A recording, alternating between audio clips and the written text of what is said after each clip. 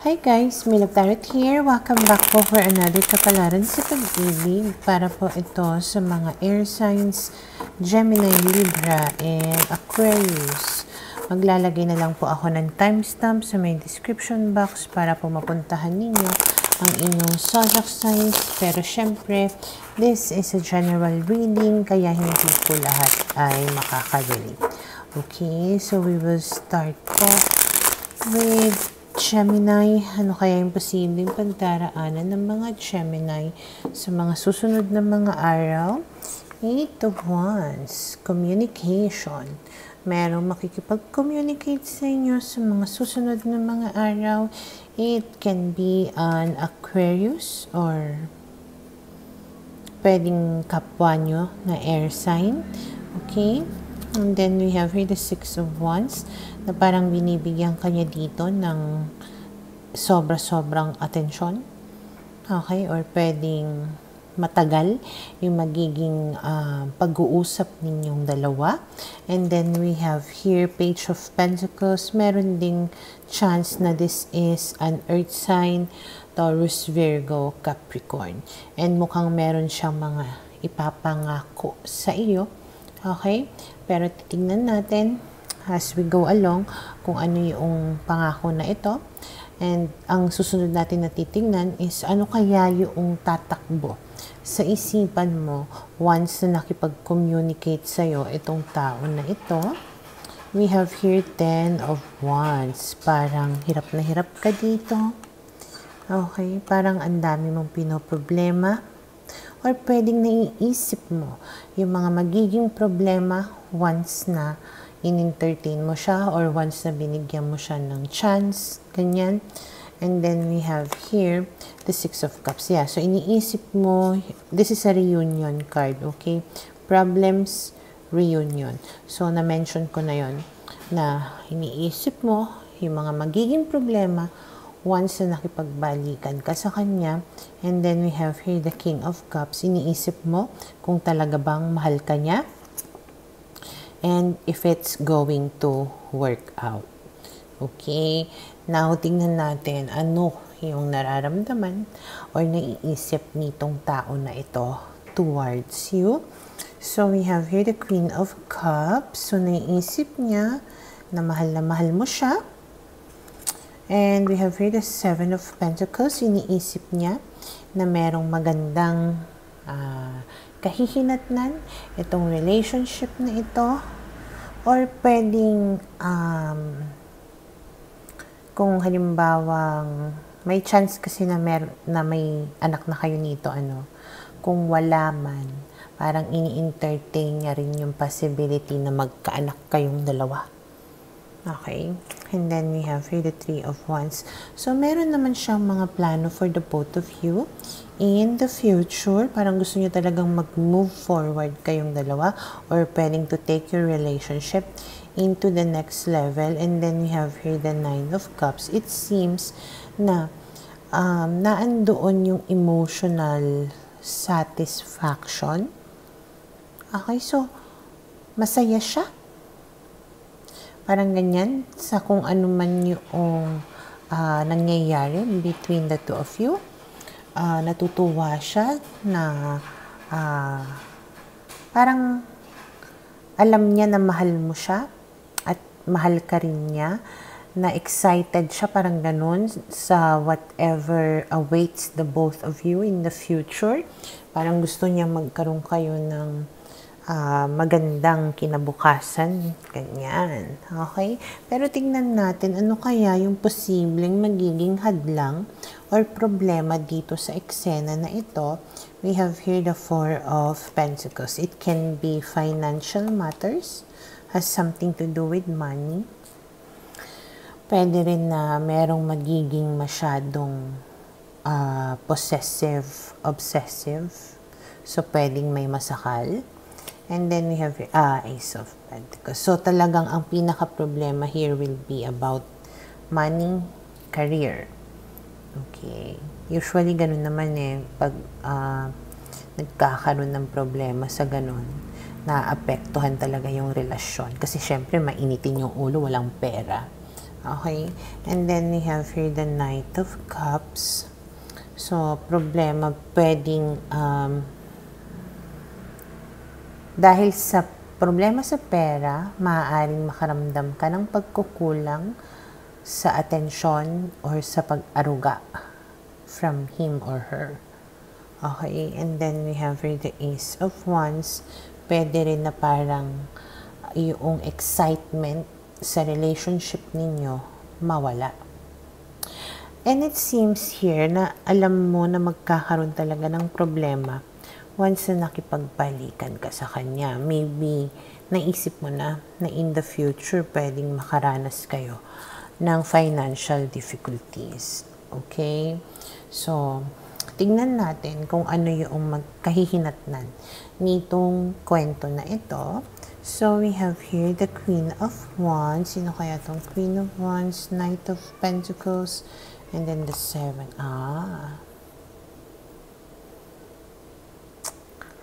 In the future, there's a chance na magkaroon ng third party. Baka magloko.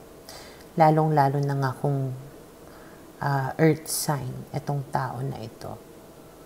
Okay? Parang may ibang babae dito na parang inililihim niya, tinatago. And then, it will create a distance between the two of you. But we have here the Star, and then the 5 of Wands. Parang distance, and yet, you are still hoping here na maisaayos ang lahat. But at the end, we have here the 5 of Wands, which means conflict. Okay. So, parang baka ikaw na lang yung may gusto na maisaayos ay yung relationship na to. Okay? Parang ang ganda na sana eh. Yung nga lang nagpa-apekto kayong dalawa doon sa mga problema. Okay? Kaya, yun yung possible na mangyari. Okay? So, yun yung nakikita ko na posibleng mangyari sa mga Gemini. Para sa mga Libra, okay, let's see, ano kaya yung posibleng pagdaraanan ng mga Libra sa mga susunod na mga araw. So, we have here the Page of Wands. Meron ditong fire sign. Okay, sino kaya itong fire sign na ito? Parang nabuhay muli itong fire sign na ito. At malaki yung chance na Aries itong tao na ito. And then we have here the Star. Okay, this is somebody that you've been wishing for, manifesting to come back or to be with you. Okay, na pwedeng susuyuin ka, lalandiin ka, ganyan. At parang nagkaroon na ng changes dito sa tao na to. Pwedeng before may pagka-immature siya, dati siguro hindi pa siya serious sa'yo. And mukhang naging emperor na siya from page to emperor. So, ibig sabihin nagkaroon na siya ng maturity. Pwedeng this time kaya ka na niyang panindigan, panagutan. Pwedeng ganon. But we will see. Ano kaya yung may isip mo kapag nag-reach out sa'yo itong tao na ito? Hierophant. So may isip mo, magkakabalikan kaya kami? This time, it's going to be a serious, committed relationship. Okay, and then we have really the King of Pentacles. Yeah, kaya niya na ba akong panagutan? Kaya niya na ba akong alayan ng marriage? Parang gano'n. Or kaya niya na ba akong buhayin? Yung mga ganon na thoughts. Okay, and then we have the Strength card. So, parang inaano mo dito na kailangan lambingin niya muna ako, suyuin niya muna ako, kailangan paghirapan niya muna ako, ganyan. I-gain niya muli yung trust ko. Parang mapatawad ko siya sa kung ano man yung ginawa niya sa akin before. And then we have the 5 of Wands. Kasi nga, meron pa rin kayong unresolved conflict. Okay? Hindi nyo pa yun na-fix. Okay, so yun yung parang tumatakbo sa isipan mo. But let's see, ano kaya yung nararamdaman or naiisip nitong tao na ito towards you. We have here the Queen of Pentacles. So, naiisip niya na, oh, you are what I need in this life. Parang ganyan. Ikaw yung nakakapagpakampante sa akin. Alam ko na kung magiging tayo ay magiging okay ang lahat. I feel secured with you. Ikaw yung babae na dapat na siniseryoso, ganyan. And then we have here the Ace of Swords na parang everything is clear na sa kanya. Napagtanto niya na yon, na-realize niya na yon. And then we have here the Moon niya. Parang kasing meron siyang confusion before. Kaya rin siguro siya hindi naging serious with you before. Kasi hindi pa siya sure sa kung ano yung gusto niya. But then he or she realized na kung ano yung hinahanap niya, nasa iyo lang pala. Okay? And then we have here the Ten of Wands. Parang may mga problems din tong tao na to eh. Na maaaring nakakaapekto sa pagdesisyon niya. Or pwedeng naiisip niya na you are somebody na makakatulong sa mga problema niya. Lalong-lalo na when it comes to financial matters. Okay? Pero tignan natin ano kaya yung magiging problema dito sa eksena na ito. We have here the Queen of Cups. Sino naman kaya itong si Queen of Cups na ito? Maaaring merong ibang tao. Third party na umeksena dito sa kwento na ito. Okay? So, isa rin sa mga problems is there's a chance na baka kayo, yung third party, na baka siya ay meron family. Basta, either one of you may pamilya. Okay? So, maybe that was one of the problems before. Kaya siguro naisip mo dito, ano to, binabalikan mo na ba ako? Kaya mo na ba akong panagutan? Ako na ba ang pinipili mo at hindi yung isa? I think ganyan, ano.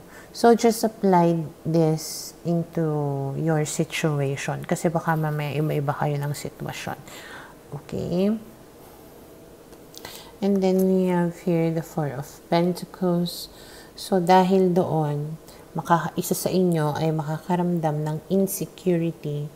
Kaya tipong magiging clingy. Okay? Magiging possessive. Kasi syempre alam nyo na hindi lang kayo eh. Alam nyo na may iba. So palagi kayong may duda. Okay, tingnan natin ano kaya yung kahihinatnan nitong kwento na ito. We have here the Nine of Wands. May lalayo, may manlalamig. Okay, may magmamatigas. Para kayong ano dito, 9, 7, 8, up and down.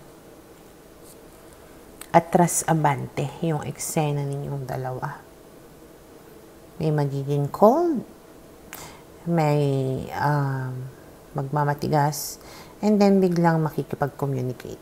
And it can happen again. Okay? And then we have here the Hermit. The Sun. And then the Tower. Okay. So, at the end, pwedeng matauhan ka. Kapag itong tao na to ay iniwan ka na naman, basta may time na iiwan ka niya ulit, na tipong matatauhan ka na, lalong-lalo na kapag itong tao na to ay mabuntis, manganak, ganyan. example, no, isa sa mga scenario na nakikita ko dito, is halimbawa, meron na siyang ibang family, tapos sinasabi niya sa'yo, iiwanan ko siya, ikaw yung pipiliin ko, and then biglang nabuntis, or nabuntis yung asawa niya. Tapos, syempre, magagalit ka, akala ko ba iiwan mo na siya? Bakit mo siya binuntis? Something like that. And it will destroy everything. Parang yun na yung, last straw, na parang hindi ko na kaya, hindi ko ma-take. Ganyan. Okay, basta merong isang pangyayari na talagang matatauhan ka na at totally na makipaghiwalay sa kanya. Okay? So, yun yung nakikita ko na posibleng mangyari sa mga Libra. Para sa mga Aquarius, okay, let's see, ano kaya yung posibleng pagdaraanan ng mga Aquarius sa mga susunod na mga araw. Okay, so we have here the Fool. So, maaaring sa mga susunod na mga araw, ang nararamdaman mo yung tipong carefree ka, wala kang pinoproblema or ayaw mong mamroblema, ayaw mong mag-isip. Okay? And then we have here the 9 of Wands. Parang it's your way, parang self-defense. Hindi. Defense mechanism. Ganyan. Okay? Parang hinaharangan mo yung sarili mo na makaramdam ng kahit ano or pinoprotektahan mo yung self mo na hindi ka masaktan. Kaya you are like acting like you do not care, you are happy, ganyan, ayaw mong mag-isip, ayaw mong mamroblema. And then we have here the 7 of Cups na parang sinasabi mo sa self mo dito na marami pa akong options, marami pang opportunities na darating sa akin. And then we have here the Knight of Swords, which can be you, since that is an air sign card, na tipong kailangan ko lang talagang mag-move, kumilos. Okay? Hindi pwede na nandito lang ako, na-stuck lang ako sa lugar na ito. Kailangan meron akong gawin para hindi ako masyadong mag-isip or hindi ako masaktan. Parang ganyan. Okay? Pero tingnan natin ano yung tatakbo sa isipan mo talaga. Yeah, 8 of Cups. So, ibig sabihin talaga you're feeling determined here to move on, do something instead of crying, hurting, okay? And parang hinahanap mo na dito yung happiness mo. And then we have here the Hermit. It's like parang mag-undergo ka ng self-reflection, ganyan, self-discovery, na parang gusto mo munang mapag-isa, gusto mo mag-isip-isip, ganon, at hanapin kung ano talaga yung gusto mo. And then we have here the 3 of Swords. Oo, you are still hurt, but you want to forget about yung nararamdaman mo na yan. And then we have here the Ace of Swords. Parang gusto mo na ma-clear yung isipan mo. Okay, gusto mo na basta parang self-realization. Ganyan. Okay, or pwedeng it's some kind of a closure. Yung closure naman minsan hindi naman kailangan na ibigay sa atin eh. Yung closure minsan we have to find it within ourselves, and pwedeng yun yung mangyayari sa iyo sa mga susunod na mga araw. Okay? Pero tingnan natin yung person mo. Kung ano yung nararamdaman sa'yo at naiisip about you. We have really 3 of Pentacles. 3 of Pentacles, Ace of Wands, the Moon. Parang confused pa siya. Okay? Kasi right now, pwedeng nakakaramdam siya ng kalungkutan. So, parang iniisip niya, makipag-ayos kaya ako sa kanya. Makipagbalikan kaya ako sa kanya. Pero wag kang matuwa kasi the intention hindi maganda. It's just because nalulungkot siya at mag-isa siya. And we have here the Ace of Wands. Pwedeng it's just about, tawag ng laman. Kaya niya naiisip yun. Kumbaga wala siyang maano. Okay? So, tignan natin ano yung magiging problema dito. Eight of Pentacles. So, ang problema is, etong pag-move, eksena mo dito sa una na move on, na ayaw mo na, I don't care. Ang magiging problema is kapag nakipag-ayos nga yung taon na yan, baka makipag-ayos ka nga. Pero kapag nakipag-ayos ka, ayun, may mga problema na naman na darating. And then we have here the Knight of Wands and the Page of Cups. Kasi, baka mamaya may pag-interesan na naman siya na ibang tao.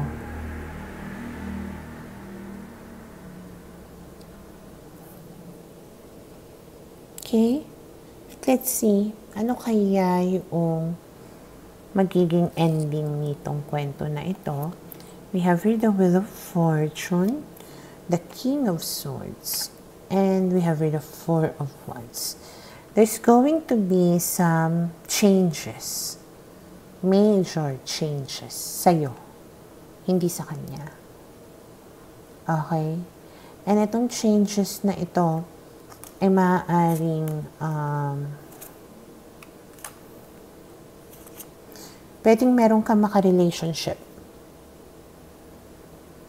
Okay? Na parang this is somebody that you've been praying for. Ang ano ko lang dito is parang ito na yung nakatadhana sa'yo, some kind of a soulmate, some kind na parang pinagdasal mo na maibigay sa'yo. Ganyan, na parang matagal mo ng pagkaantay-antay. It may not be the person that you are thinking of right now, but it might be somebody na talagang hiniling mo na mamahalin ka ng totoo. Na or pwedeng hiniling mo na makilala mo na yung soulmate mo. Ganyan. It will happen. Okay? If, syempre, nagkaroon ka ng pagbabago. A change of heart, a change of mind, na parang, finally, na-discover mo talaga kung ano yung worth mo. Okay? So, yun yung nakikita ko na posibleng mangyari sa mga Aquarius.